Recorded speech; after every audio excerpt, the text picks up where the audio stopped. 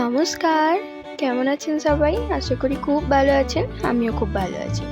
Time for কুকিংয়ে আপনাদের সবাইকেই জানাই অনেক অনেক স্বাগত। আপনারা নিশ্চয়ই থাম্বনেল এবং টাইটেল দেখে বুঝে গেছেন যে আজকে আমরা কি বানাচ্ছি। হ্যাঁ, ঠিকই ধরেছেন, আমরা আজকে বানাবো একদম ফুচকাওয়ালাদের মতো মুখের জল আনা আলু কাবলি। কীভাবে সহজেই বাড়িতে বানিয়ে নিই চলুন দেখে নিই।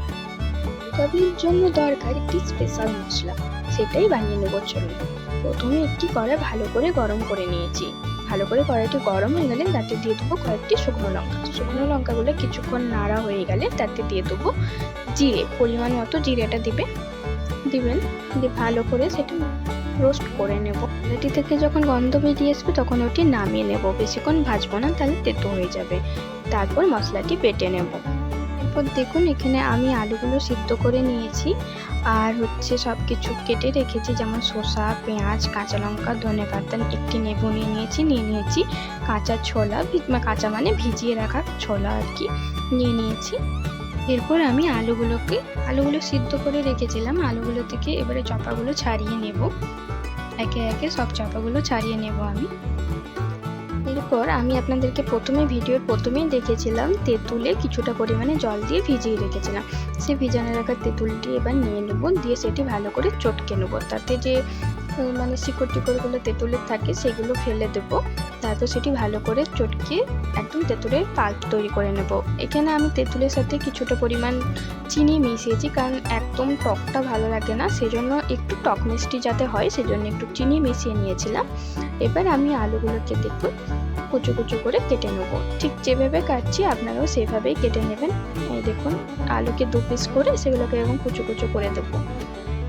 এইভাবে সব আলুগুলোই আমি একে একে কেটে নেব।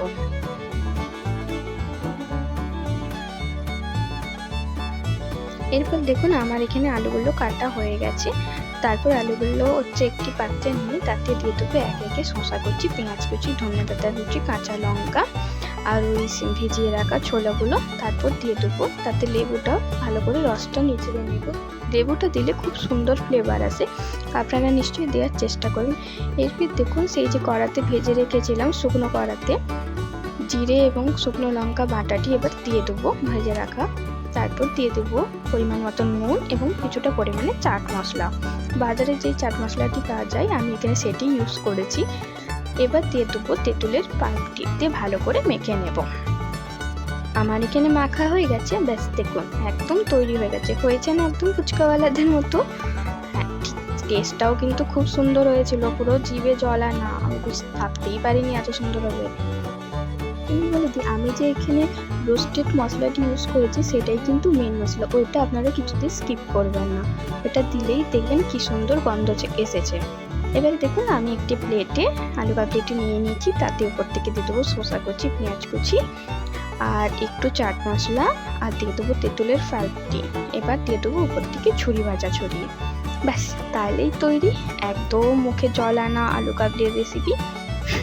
আপনারাও এরকমভাবে একবার বানিয়ে দেখবেন, নিশ্চয়ই খুব ভালো লাগবে আর মুখও খুব সুন্দর ছাড়বে কিন্তু।